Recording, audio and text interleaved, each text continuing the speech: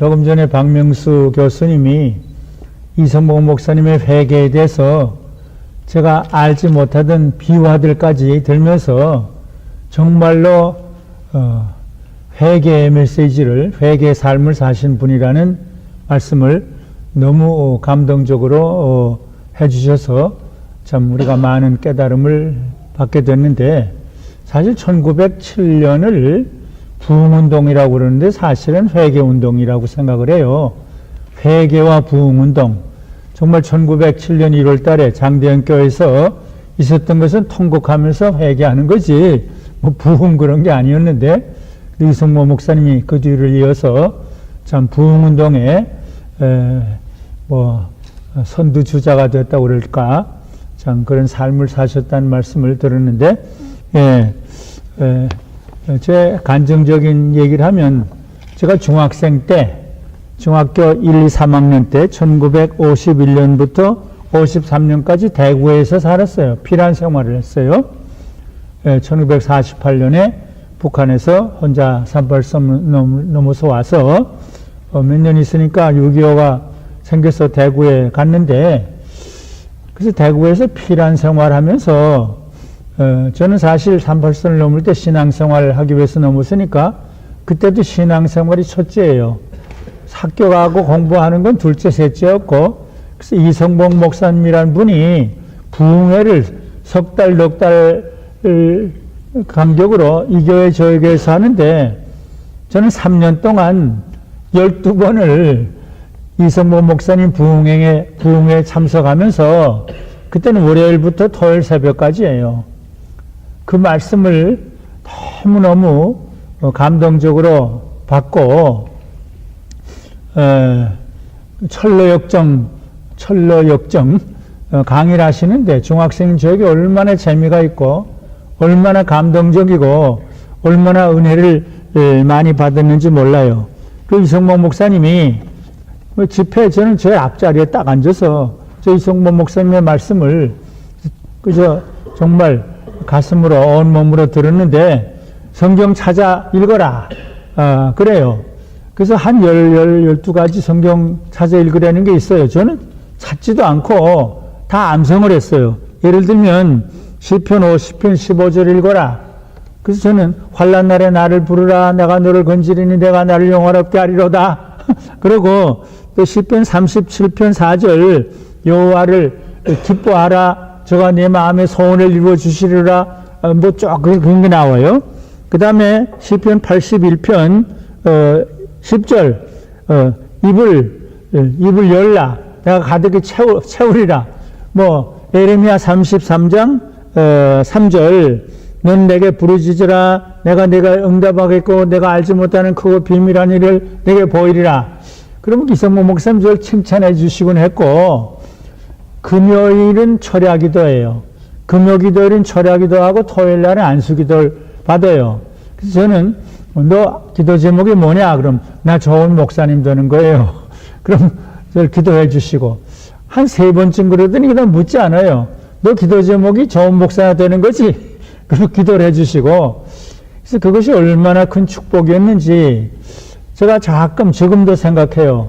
내가 참 죄와 허물이 너무 많은 죄인인데, 은퇴한 다음에도 아직도 목사로 이렇게 일하는 게 이성모 목사님 12번 좋은 목사님들하고 기도해 주신 덕분이 아닐까, 그런 생각을 늘 하곤 해요. 전 이성모 목사님을 너무 좋아했고, 그저 하라고 하면 회개하라 그러면 회개하고, 그저 은혜를 사모하라 그러면 회개를 강조하는데, 죄 지은 사람이 지옥 가는 게 아니라 회개하지 않는 사람이 지옥 가. 그래서 회개, 은혜 사모. 물고기가 물을 떠나서는 사는 법이 있어도 신자들이 은혜 떠나서는 사는 법이 없어. 그래서 은혜 사모, 성결, 전도. 그래서 이성모 목사님 새벽 기도 하라고 하는 것은 늘 했어요.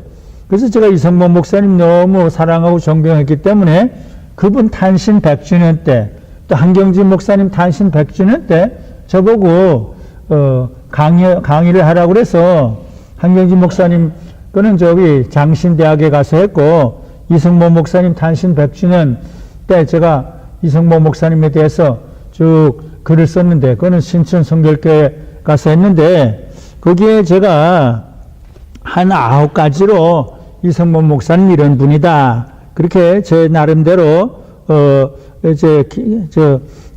강의를 했어요.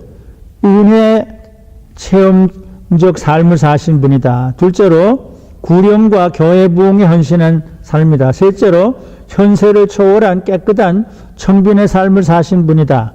그다음 이성모 목사님의 신앙은 넷째로 하나님 제일주의 신앙이다. 둘째, 예수님 중심적인 신앙이다. 그 다음에 회개와 중세의 복음 신앙이다. 성결의 복음 신앙이다. 그 다음 신유의 복음 신앙이다. 그리고 마지막에 재림의 복음 신앙이다. 이런 발표를 한 일이 있는데, 조금 전에 박명수 교수님이 회개에 대해서 좀 너무 자세히 했지만, 그저 우선 간단하게 하면은, 그저 새벽 기도 때는 회개예요, 회개. 그럼 그저 사람들이 그저 회개하고, 저도 그저 어릴 때부터 회개, 철저한 회개 안 하면 지옥 가. 죄 지어서 지옥 가는 게 아니야. 저는 그때부터, 근데 이성모 목사님이 자기가 이런 죄를 지었다고 자꾸 고백을 해요. 그래서 나는 이거 뭔가, 회개는 주님의 지상 명령이다. 회개는 주님의 소원이고 뜻이다. 회개는 구원의 입문이다.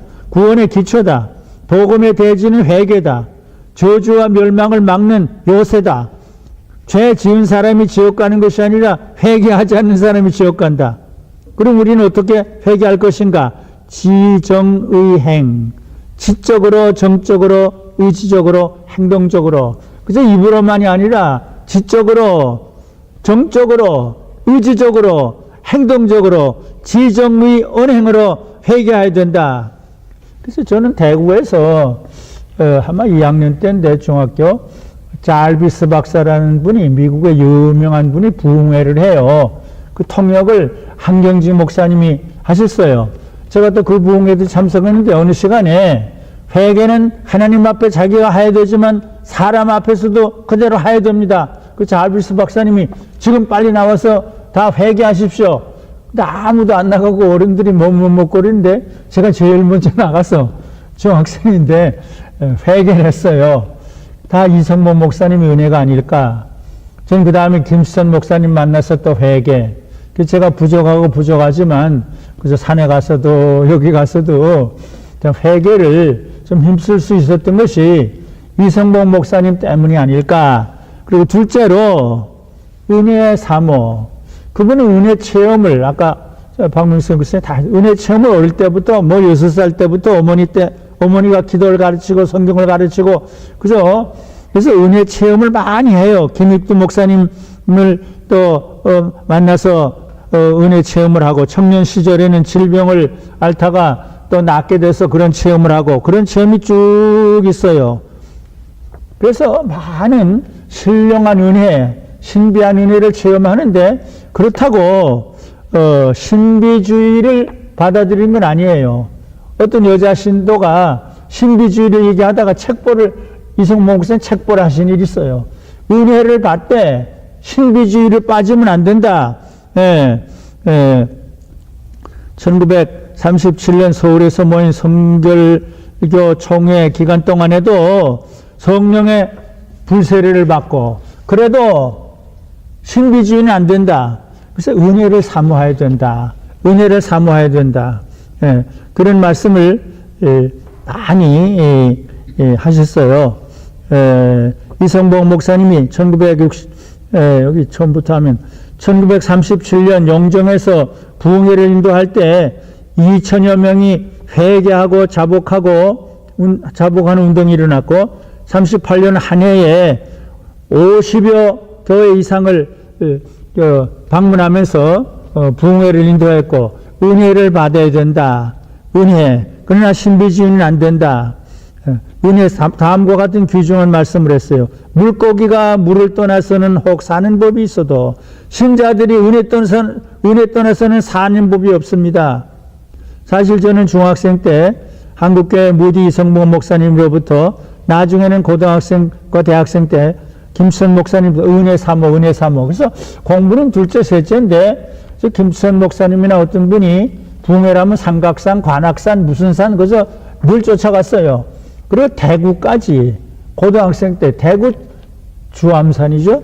대구 주암산까지 붕해까지 쫓아가서 그래서 은혜를 받고 김수선 목사님 아들 세창군이랑 또 같이 저보다 밑인데 제가 그때 너무 은혜를 받고 또 울고 우니까 옆에 있던 어떤 어른이 너 무슨 슬픈 일이 있어? 뭐 그래서 대답도 안 하고 피로 사신 교회를 늘 사랑합니다. 그 찬송을 부르는데 피로 사셨구나.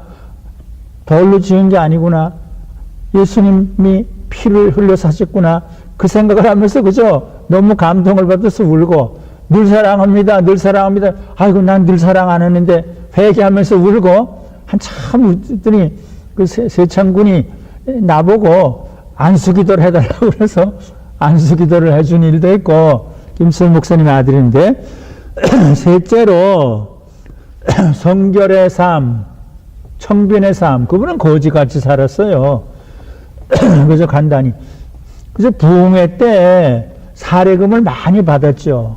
근데 제가 그분에 대해서 다 연구를 했어요. 사례비를 집에 가져온 일이 거의 없었어요. 어디에 가는 교회가, 어디에 작은 교회가 있는지, 어디에 작은 교회, 정진영 목사님도 그랬어요. 정진영 목사님에게 와서 부흥회를 했는데 사례금을 줬더니 절반을 정진영 목사님에게 주셨더니 정 목사 이거 써. 근데 반은 안 주시더래요. 근데 이 반은 저기 어려운 사람들이 있어. 거기 갖다 줘야 돼. 그러면서 청빈의 삶. 아니 한국의 최고 부흥사인데 요새 같으면 큰 집에서 잘 살아야죠. 그러니까 사모님과 그 세 딸이 거지처럼 살았대요. 예, 세 번째 딸이 의식권사인데 어떤 사람이 그 사실을 알고 너무 충격을 받아서 연애를 해서 결혼했는데 그분이 도자기, 한국 도자기 사장이 된 사람인데 하여튼 이성모 목사님은 가난, 거지처럼 차가 있어요, 뭐가 있어요. 구르마 타고, 달구지 타고, 부흥회 다니면서 떨어져서 쓰러지면 그저 상처당하고, 근데 예수님이 가난하셨는데, 나도 청빈. 이게 그냥 말이 아니라, 그런 분이 어디 있을까? 한국의 최고 부흥사인데, 그래서 중국, 일본, 미국 곳곳에 다니면서 부흥회를 하고 사례금도 받았는데, 자기를 위해서 쓰질 않고, 예, 한경진 목사님도 템플턴 상인가 그 수백만 원을 받았는데 잠깐 가지고 있다 북한 동포를 위해서 그냥 썼대요. 그래서 이성모 목사님도 그에게는 그래서 일종의 염세주의, 일종의 허무주의가 있었어요. 그래서 부흥회 때마다 허사가를 불러요. 꿈결 같은 이 세상에 산다면 늘 살까 일생의 향락 좋대도 바람을 잡누나 험한 세월 고난 풍파 일장춘몽이 아닌가 슬프도다 인생들아 어디로 달려가느냐. 옛날 노래는 다 잊어버리는데 부흥회 때 하도 들어서 아직도 기억해요. 세상 만사 살피니 참헛되구나 부귀영화 장수는 무엇하리요 고대 광실 높은 집 문전옥답도 우리 한번 죽으면 일장의 춘몽. 가난과 청빈 이게 예수님을 닮은 삶이구나. 이성모 목사님 설교로만이 아니고 그대로 가난하게 낭중엔 자기 조그만 집이 있었는데 그것도 팔았대요. 그것도 팔아서 어려운 사람 주었대요. 어떻게 그런 사람이 어디 있어요? 예, 일종의 허무주의.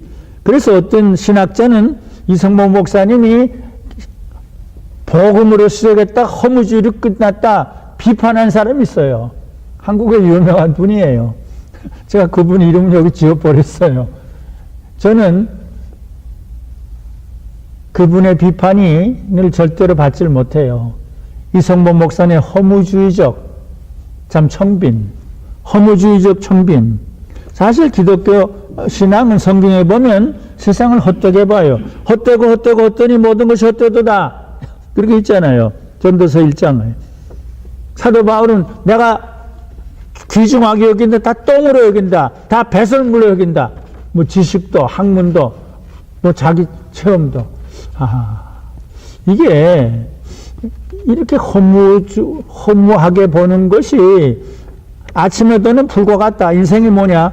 없는 것과 같다. 뭐 다윗도 그랬고 모세도 그랬고 다 그랬어요. 잠깐 있다 없어지는 것이다. 예. 그래서 허무주의가 어떤 의미로 허무주의를 좀 받아들이는 것도 괜찮지 않을까 그런 생각을 했어요. 이성범 목사님의 신앙과 설교에 일종의 염세주의 또는 허무주의 정서가 나타나 있긴 하지만 그렇다고 또 어떤 분은 그래요. 길선주 목사님이 천국 했는데 이건 지우쳤다. 세상에 대해서 좀 무시했다. 절대로 무시 안 했어요. 천국 했는데 그만큼 부흥회를 하면서 한국교회를 위해서 한국민족을 위해서 전 생명을 쏟아바친 분이 어디 있고 이성 목사님이 참 허무주의라고 그러지만 이 세상에 그걸 사랑하고 그런 게 허무주의지 이 세상에서 주님의 일을 하기 위해서 생명을 바치는 거 그건 허무하지 않게 보는 거죠. 세상을 헛되게 그러니까 독일의 유명한 신학자 하나 있죠. 몰트만인가. 내세의 정말의 신앙이 있어야 현세에 대해서 정말 철저하게 책임을 질 수 있다. 내세에 대한 소망이 없으면 현세에 대해서 참 책임 있는 삶을 못 산다. 이렇게 얘기를 했는데 좀 무식한 신학자들은 그래서 이 길선주 목사도 한편으로 치우쳤다. 이성범 목사님도 한편으로 치우쳤다. 절대로 치우친 게 아니라 성경적이다. 뭐 예수님도 세상의 것은 다 헛되다 그러고 이제 마지막 재림. 그래서 이성범 목사님 제가 설교를 들었어요. 난 방앗간에서 방아 소리만 나도 바깥에 나와서 하늘을 바라봐. 주님 지금 오십니까? 주님 지금 오십니까? 손영원 목사님도 그랬어요. 고대가 주님 지금 오십니까? 내 고난당하는 것 보시기가 힘들어서 지금 주님 이상한 구름만 떠도 이성범 목사님 그랬고 손영원 목사님 그랬어요. 먼 하늘 이상한 구름만 떠도 행여나 내 주님 오시는가 해. 주님 계신 그곳에 가고 싶어요. 주여 언제 나오시렵니까? 이성범 목사님이에요. 이성범 목사님. 그 다음, 손영원 목사님도, 손영원 목사님의, 그거고, 이성범 목사님도 그 비슷한 얘기를 했는데, 손영원 목사님 그랬어요. 먼 하늘 이상한 구름만 떠도 행여나 내 주님 오시는가 해. 주님 계신 곳에 가고 싶어요. 주여 언제 나오시렵니까? 이게 지나친 게 아니라 진짜 복음이고 진짜 예수님 닮은 모습이다. 이성범 목사님, 손영원 목사님의 재림 신앙이야말로 너무 귀중한 신앙이다. 이렇게 생각하는데 이성범 목사님에게 있어서 재림은 구원의 셋째 단계다. 중생, 회개에서 중생하니 첫째 단계고 마지막 단계는 재림이다. 재림은 구원의 셋째 단계, 미래적 단계. 재림은 기독교 신앙의 목적이다. 이렇게 또 이성범 목사님이 예수께서 예수님의 재림은 하나님의 최대 계획이요 성도의 최대 소망입니다. 만물이 고대하는 소망이요 마귀를 진멸하고 세상을 심판하고 성도의 눈물을 씻어주시고 당신의 신부들을 영접하시는 주님의 날입니다. 주님의 날입니다. 이성범 목사님 말씀이에요. 그리고 재림의 날이 임박했다. 이걸 보니까 정치적으로 유대 나라가 이렇고 뭐가 이렇고 재림의 날이 임박했다. 이런 재림을 사모해야 된다. 너무 지나치게 몇 월 며칠 그거는 잘못이지만 재림의 날이 가까웠다. 이것은 올바른 거예요. 그러므로 성도들은 깨어서 재림을 준비해야 된다. 깨어라, 허리에 띠를 띠고, 이성봉 목사님 말씀이에요. 등불을 밝게 켜들고 거룩함과 인애로 산 신혼신을 단장하고 공중혼연을 고대하는 신부들은 복이 있으리라. 늘 재림을 사모했어요. 또 그분의 말씀이에요. 사랑하는 나의 주님 언제 나오시렵니까? 택한 신부 맞으시러 언제 나오시렵니까? 일구월심 오랫도록 주님 생각 간절합니다. 사모하는 나의 주님 속속히 오시옵소서. 이승무 목사님의 고백이었어요. 이제 말씀을 마무리하는데, 언제부터인가 우리들에게는 종말신앙과 재림신앙이 점점 사라지기 시작했어요. 제가 10여 년 전에 한국계 유명한 지도자 한 분에게 지금 한국계 제일 문제가 뭡니까? 그러니까 재림신앙을 점점 잊어버린 겁니다. 그래서 제가 글을 쓴 일이 있는데, 현세가 전부인 것처럼, 내 교회가 전부인 것처럼, 그저 내 사역이 전부인 것처럼, 좀 사도 바울을 좀 보면 다 귀중하게 여긴 것, 다 배설물로 여길 수 있는, 시도해야 되는 현세가 전부인 것처럼 살고 있어요, 지금.